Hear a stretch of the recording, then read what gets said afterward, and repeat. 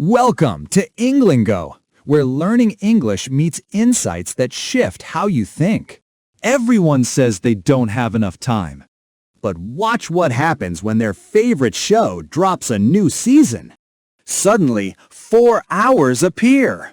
Time was never the problem. Think about the last time you said, "I've been so busy." What were you actually busy with? Most people, if they track their hours honestly, find large portions of their day vanishing into things they didn't consciously choose. Scrolling, waiting, reacting. Not living, just moving through time like it's a waiting room. This isn't a guilt trip. It's an observation. Because the first step to using time well isn't a new schedule or a productivity app. It's honesty.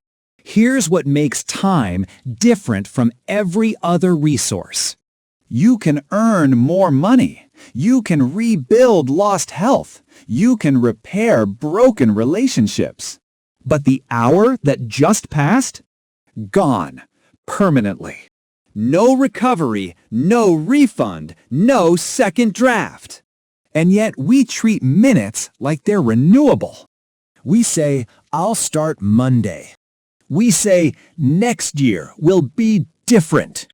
We push things forward as if tomorrow is guaranteed and today is just practice. It isn't practice. This is the actual game. The philosopher Seneca wrote this nearly 2,000 years ago, and it still cuts. It is not that we have a short time to live, but that we waste a great deal of it. He wasn't talking about laziness. He was talking about unconscious living, about people who are technically alive, but not actually present in their own lives, moving from task to task, year to year, without ever asking, "Is this how I want to spend the one life I have?" Most people don't ask that question. Not because they're careless, because it's a little terrifying to answer. There's a concept worth sitting with, the difference between spending time and investing time. Spending time means you use it and it's gone. You get temporary comfort or distraction in return. Investing time means what you do today creates something you can build on tomorrow. A skill, a relationship, a habit, a body of work. Both feel the same in the moment. That's the trap. Watching 3 hours of content feels similar to spending 3 hours learning something hard. Both involve sitting. Both involve your attention. But 6 months from now, those two choices produce completely different lives. Here's a pattern that shows up across high achievers in almost every field. They don't manage time. They protect it. Jeff Bezos built Amazon by asking one question every morning. Am I proud of the life I'm building? Not, did I finish my to-do list, but something deeper. He understood that how you use your days is how you use your life. Warren Buffett, one of the most successful investors in history, keeps his calendar almost empty. Not because he's lazy, but because he's ruthless about where his attention goes. He once said that his most valuable asset isn't money. It's time, because it's the only thing he can't buy more of. These aren't special people with extra hours in their day. They have the same 24 hours you do. What they've done is stop treating time as something that just happens to them and start treating it as something they direct. Now think about your own days. What takes up most of your time? And is that actually what matters most to you? For many people, there's a painful gap between those two answers. The things that consume their time, obligations, distractions, other people's urgencies. are not the things they would choose if they sat down and thought carefully about what a good life looks like. That gap is where unhappiness lives. Not in dramatic failure. In the quiet accumulation of days spent on things that don't matter, until one morning you're older and you wonder where the years went. The research on regret is striking. Bronnie Ware, an Australian nurse who worked with patients in the final weeks of their lives, spent years recording their most common regrets. The number one? I wish I'd had the courage to live a life true to myself, not the life others expected of me.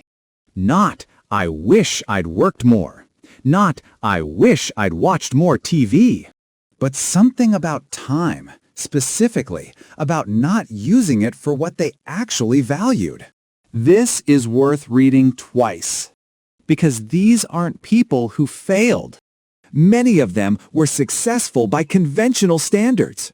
But at the end, with clarity that only comes when time is visibly running out, they saw the gap between how they lived and how they wished they'd lived.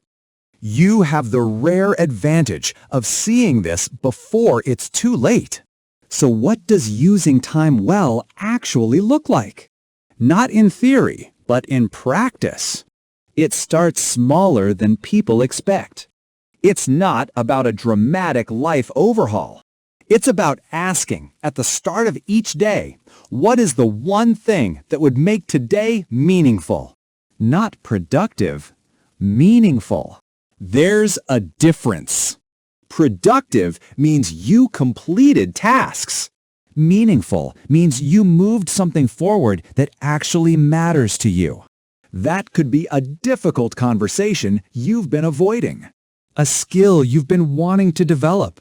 Time with someone you love. Then protect that one thing.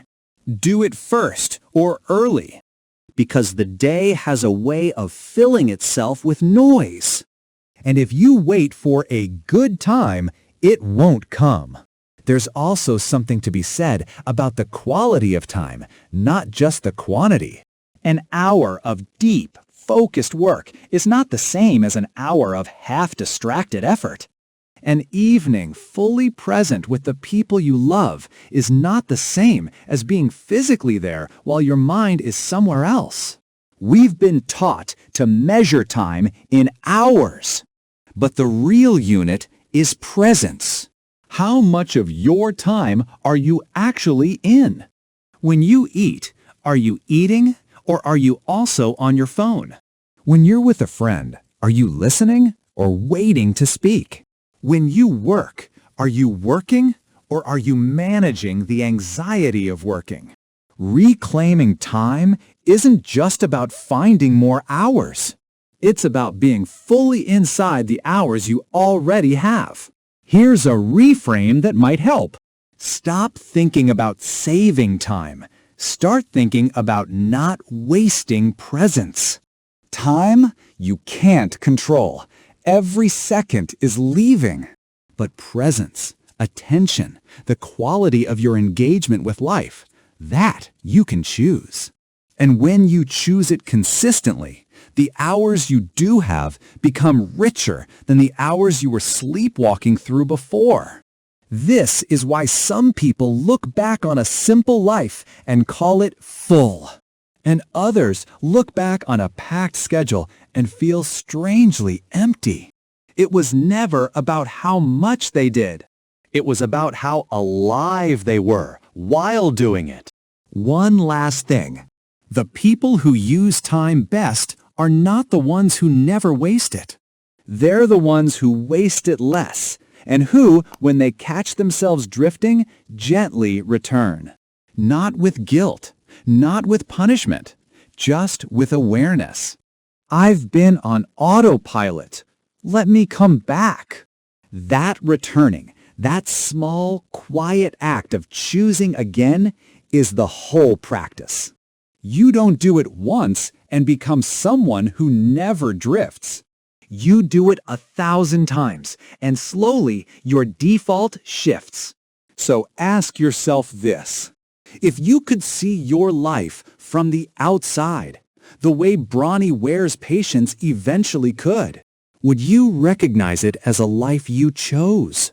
Or would you see a life that just happened to you? You still have time to answer that question with your actions. Most people don't realize that until much later. Save this when you need the reminder.